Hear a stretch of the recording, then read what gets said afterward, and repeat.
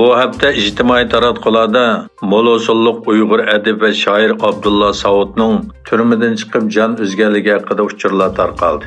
Erkin Asiya radiosining dalillashicha, bugungi davr Uyg'ur adabiyotidagi o'lmas asarlardan Qalliq qirg'oq, Chaqmoq va Dod bosmas qilich qatorliq roman va povestlarning avtori Abdulla Saud 2 oyning oldida kasal sababi bilan turmadan qo'yib berilgan. Turmadan chiqqan yozuvchi yurtidagi yuqum qamalning uzuqlanish va davolanish cheklamalariga bardosh berolmagan. Natijada Mushoyning 18-kuni 72 yoshida dunyo bilan vidolashgan. Abdulla Saudning minglagan boshqa Uyg'ur adib va yozuvchilarga o'xshash 2017-yili Xitoy tomonidan tutib ketilganligi oshkorlandi. İstanbulda o'rta va to'liq o'rta maktab o'quvchilaridan tanlangan o'quvchilarni sistemli tarbiyalash va ularni har qaysi sohalarda eng yaxshi universitetlarga tayyorlash maqsadida qurilgan Sarxilla ma'rifiy o'qitishni muvaffaqiyatli davom qilmoqda. 25 dekabr 2021 yili 2022 yillik o'qish bitirish murosimi o'tkazildi. Murosim İstanbul Sabahiddin Zoim Universiteti o'tkazilgan bo'lib, murosimga Sarxilla ma'rifiy qurg'uvchisi doktor Mahmudjon o'z Uyg'ur boshliq barliq o'qituvchilar, Turkiya ishchi sirtidan qatnashgan akademiklar va Sarxilla ma'rifining barliq o'quvchilari va ularning ota-onalari qatnashdi.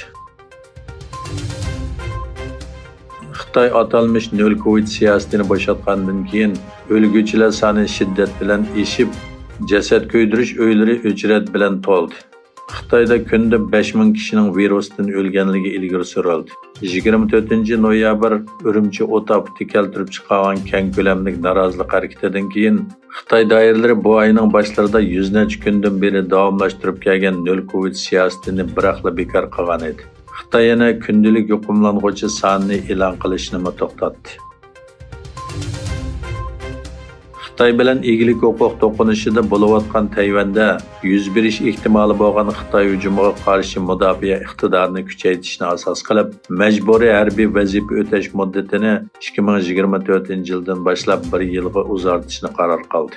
Tayvan prezidenti Tsai Ing-wenning majburiy harbiy xizmat muddatini 2024-yil 1-yanvardan boshlab 1 yilga uzartirilganligi e'lon qilindi. Xitoyning dunyoning zavodiga aylanish jarayoni 40 yilga yaqin davomlashib, yer sharilashish va ta'minlash zanjirini birlashtirgan edi. Navbatda bu davrning oxirlashayotganligi ilgari surildi. Savdo maxfiyatligi to'g'rining xabariga qaraganda, bu 40 yillik davr Amerikaning sobiq prezidenti Donald Trumpning Xitoyga qarshi qo'zg'agan savdo urushidan keyin parchalanishga boshlandi. Gerçi bu parchalanish Trump bilan boshlangan bo'lsa-mu, ammo Xitoyga haqiqiy zarba Xitoy virusi yuqumidan keyin bo'ldi. Rossiyaga bo'lgan energiyaga tayinish energiya krizisini keltirib chiqargandan keyin Germaniya jamoat fikrida Xitoyga iqtisodiy tayinishni hal qilish masalasi talash-tartish qo'zg'adi.